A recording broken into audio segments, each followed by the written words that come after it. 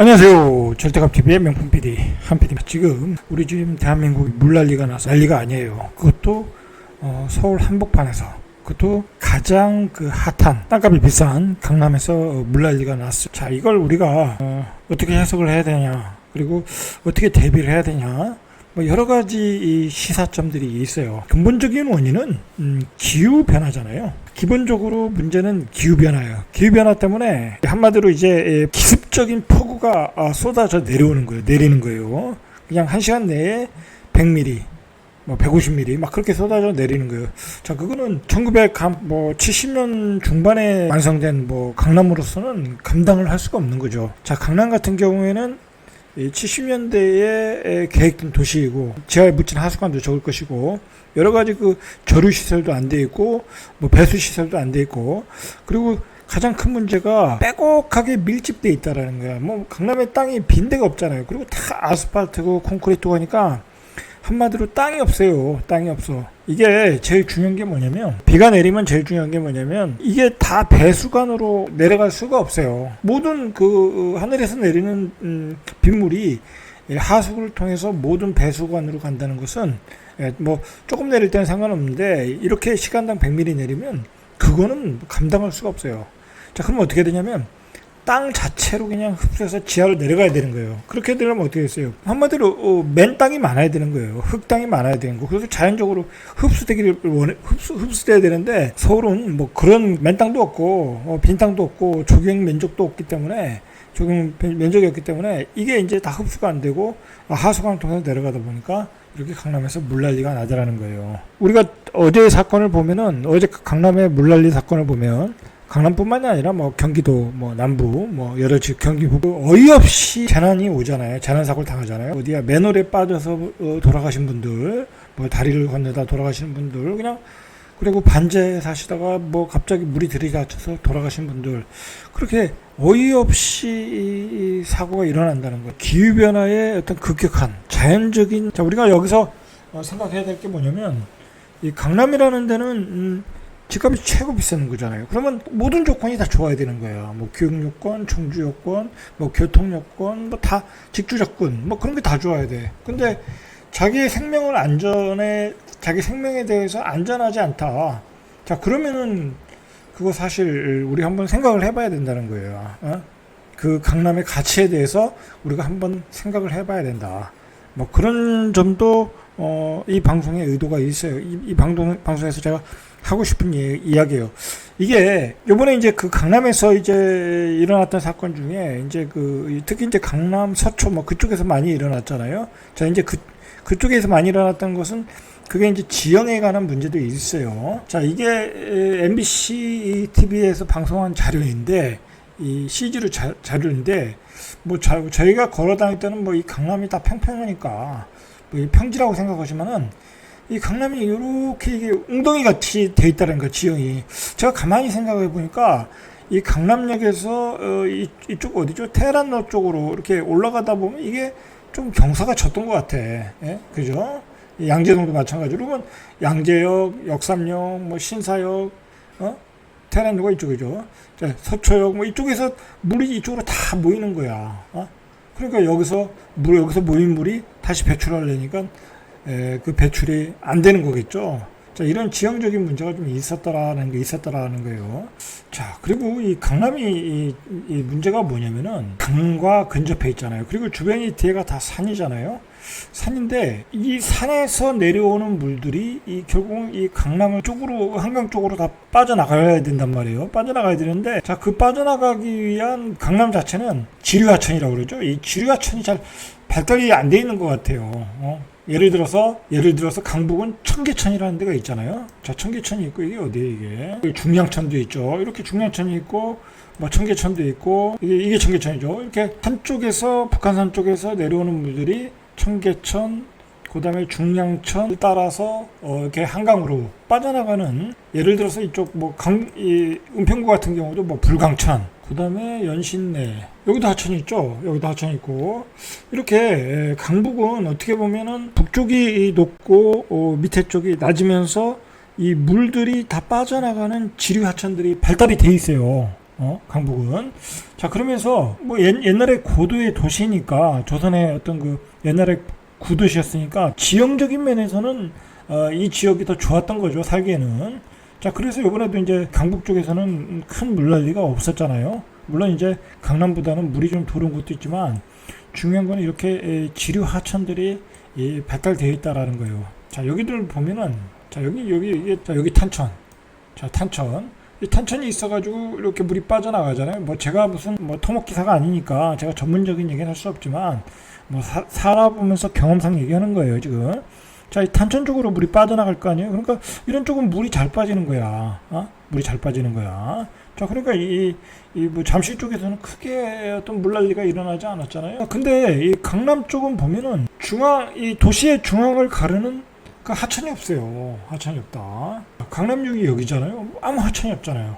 자, 그러니까 중요한 거는 이 사방에서 물이 모여가지고 이쪽으로 모여가지고 웅덩이를 이루어가지고 이거 빠져나가는데 큰 비가 내릴 때마다 이쪽에 물난리가 나는 이유는 그런 이유인 것 같다라는 거예요. 자, 보시면 이쪽도 뭐 크게 하천이 없어요. 크게 하천이 없어요. 이게 안양천이죠. 그렇죠. 안양천. 이런 하천이 있으면 이 주변에 물이 지류하천으로 빠져서 한강으로 잘 빠지잖아요. 자, 이제 우리가 이제 그런 걸 생각해야 될 것 같아요. 이제 무슨 교통이 좋고 교육 환경이 좋고 뭐 그런 주거 지역이 이 최고의 주거지는 라고는 꼭 볼 수가 없겠다. 뭐 그런 생각이 들어요. 요번에 이제 이 방배동 쪽에서도 지하 주차장에 뭐 물이 들이닥쳐가지고 뭐 슈퍼카들이 다 잠기고 그랬잖아요. 난 그런 거 보면서 그런 자리가 결국은 뭐 30억 8사 기준으로 30억인데 최고의 자리는 아닌 것 같구나 그런 생각이 들어요. 뭐 그래서 그랬는지 강남의 부자들이 한남동으로 다 이사 가고 있잖아요. 그래서 한남동이 풍수적으로 여기 이제 거북이가 물을 머금는 자리라고 그러고 배산 임수잖아요. 배산 임수. 그리고 물이 잘 빠지는 지역. 그래서 이 지역이 비싼가 뭐 그런 생각도 들어요. 자, 그래서 이 강남에서 무슨 사고가 났냐면 서초구 서초동 A 아파트에서 뭐 엘리베이터 문통으로 뭐 물이 들어닥친 거야. 이거 잘못하면 죽는 거예요, 이거. 엘리베이터 탔는데 물이 들어닥쳐봐요, 그냥. 큰일 나는 거죠. 그래가지고 119 구조대가 가서 문을 열어주고 간신히 구출이 되었죠, 다행히. 자, 그리고 이 서초구 반포동 B아파트, 반포 자인 것 같아요, 신문에 나온 거에. 주차된 차들이 다 물에 잠겼어요. 이게 고속터미널 부근이거든요. 그러면 이 아파트는 30억이 넘는 아파트야. 그러면 내 아파트가 지하 주차장에 물이 잠긴다. 내가 슈퍼카, 뭐 포르쉐 뭐 그런 게 있는데 잠긴다. 그러면 그거 살고 싶겠어요? 안 살고 싶겠죠? 뭐 다른 사람도 별로 이사 가고 싶은 생각이 안 들겠죠. 자, 요번에 그래서 그 물난리가 이 잘 나가던 서초동에 일격을 가하는 뭐 그런 역할을 하는 것 같아요. 이 서초동의 집값이 떨어지질 않았잖아요. 끝까지. 반포동의 아코르 리버파크가 대장 역할을 하다가 그 다음에 뭐 원베일리로 옮겨가고 뭐 그런 식으로 해서 계속 집값이 올라갔거든요. 신고가 찍고. 자, 그런데 이렇게 지하 주차장에 물이 차고 뭐 앞으로는 어떻게 될지 모르지만 그리고 근본적으로 서초나 강남에서 이러한 급격한 물난리에 대비하려면 또 공사가 오래 걸리거든요. 저류지 공사를 해야 되는데 그거 자체가 지금 뭐 예산이 조 단위로 들어가는 예산이기 때문에 그게 뭐 단기간에 되지도 않을 것이고 그리고 문제는 이런 물난리가 자주 일어난다고 하면 그거야말로 진짜 강남은 물의 나라가 되는 거예요. 물의 나라. 목동에서는 집중호우 이후에 아파트 벽체가 뜯어져가지고 그 밑에 있던 주차장에 있던 자동차를 덮쳐버린 거죠. 뭐 그 밑에 있었으면 큰일 나는 거죠. 자, 이 정도로 어떤 기후변화에 따른 재난이 우리 일상생활에 가까이 왔다. 자, 그러면 우리가 앞으로 어떤 아파트에 살아야 되나 한번 심각하게 고민해 봐야 돼. 뭐 아무리 내가 재건축 투자 뭐 그런 것도 좋다고 하지만 20년 30년 된 아파트에 앞으로 재건축된다는 기대감으로 살 수 있겠는가 한번 생각을 해봐야 된다는 거죠. 그리고 제가 이번에 느낀 거는 특히 뭐 서울이나 뭐 지방이나 마찬가지지만 저층에 사는 것은 좀 고민해봐야 되겠다. 특히 1, 2층 뭐 제가 보기엔 1, 2층, 3층 뭐 그 정도는 고민해봐야 되겠다. 갑자기 자는데 물이 들이닥칠 수 있잖아요. 오늘 봤잖아요. 긴급한 재난이 오는 것은 도시에 과다 밀집되어 있어서 그래요. 과다 밀집. 그래서 어떤 자연적인 재해가 이제 우리한테 역풍으로 다가오는 거예요. 이제 예를 들어서 그 강남 같은 데는 그냥 빈틈이 없잖아요. 다 건물을 빼곡 찾고 다 어떻게 되겠어요? 물이 땅으로 빠지질 않으니까 결국은 그런 자연재해가 크게 일어나는 거예요. 뭐 예를 들어서 뭐 지방 도시 예를 들어 세종시 같은 경우는 여기 조경이 많은 도시잖아요. 그리고 저류 시설도 잘 돼 있고. 자, 그러면 물이 빠지는 게 훨씬 쉬워요. 훨씬 쉽다. 왜냐면 땅으로 흡수하는 면적이 많으니까. 물이 내리면 땅으로 흡수하는 양도 있고 배수관을 통해서 나가는 양도 있단 말이야. 근데 이런 세종시 같은 경우에는 조경 면적이 굉장히 넓거든요. 조경 면적이 넓다는 건 땅이 많다는 거잖아요. 그냥 땅으로 흡수되는 거야. 거기다가 배수관도 크고 저류지 시설도 다 금강면에 잘 돼 있고. 자, 이게 어떤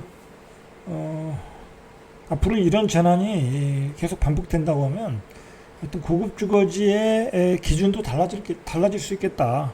그리고 강남의 집값도 거품이 좀 빠질 수도 있겠다. 뭐 그런 생각이 들어요. 강남 지역의 피해가 극심했던 이유는 지형 자체가 주변보다 10m 이상 낮은 항아리 형태의 구릉지다라는 거예요. 아까 그림에서 봤듯이.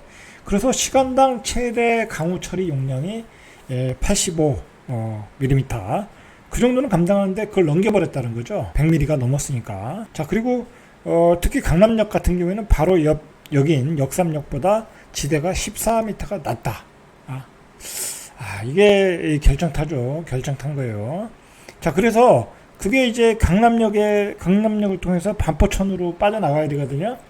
근데 반포천에서 이 통수 능력이 부족하다라는 게 빠져나가는 배출 능력이 부족하다라는 거예요. 자, 이게 이게 반포천이 제가 반포천이 있는지 없는지도 잘 몰랐어요, 저는. 자, 여기가 반포천인데, 자, 작아요. 자, 작으니까 물이 빠져나가는 데는 아무래도 시간이 많이 걸리겠죠. 그러니까 여러 가지 이유가 있는 것 같아요. 이 물의 흐름 속도도 느리고, 이 넓이도 작고, 크기도 작고, 뭐 그러면서 통수 능력이 부족한 게 아닌가. 왜냐면 이 사방에서 몰려오는 어떤 물들을 이 반포천 하나로 빠져나가는 데는 무리가 있다라는 거, 무리가 있다.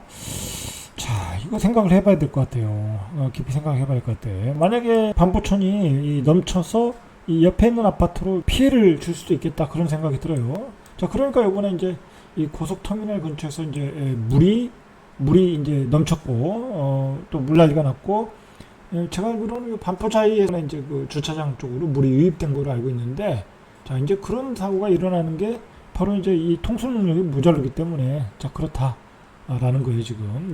신문에서 나온 얘기가. 피해 상황을 보니까, 서초구의 우성아파트 사거리와 대치역 사거리 일대, 도로가 침수돼 차량들이 반쯤 잠겼다.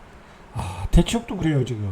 강남구, 서초구, 전반적으로 큰 문제가 있어요. 자, 강남 고속터미널 내 일부 매장과 삼성동 코엑스 내 매장에서도 누수가 발생했다. 이런 피해들이 발생했다라는 거예요. 자, 2010년 9월과 2011년 7월에도 집중적인 호우로 강남 일대가 물에 잠겼다. 자, 이때 왜 잠겼나 했더니 이런 문제가 있었던 거예요. 그래서 시가 2015년도에 서울 남부터미널 일대 빗물을 반포천 중류로 분산하는 지하 배수 시설인 분리터널 공사 등을 포함해서 하나의 다른 배수로를 더 만들었다는 거죠. 이게 더 만들었다는 거죠. 포함한 강남역 일대 침수 취약 지역 종합 배수 개선 대책을 발표했어요. 그래가지고 집행을 하다가 박원순 시장 때 예산을 또 중지했다고 그러더라고요. 자, 그래서 예산과 설계 문제 등으로 공사가 지연되면서 반포천 유역 분리터널이 올해 6월, 이 유역 분리터널은 올해 6월에 완성됐어요. 근데 이게 강우 처리량이 시간당 95mm.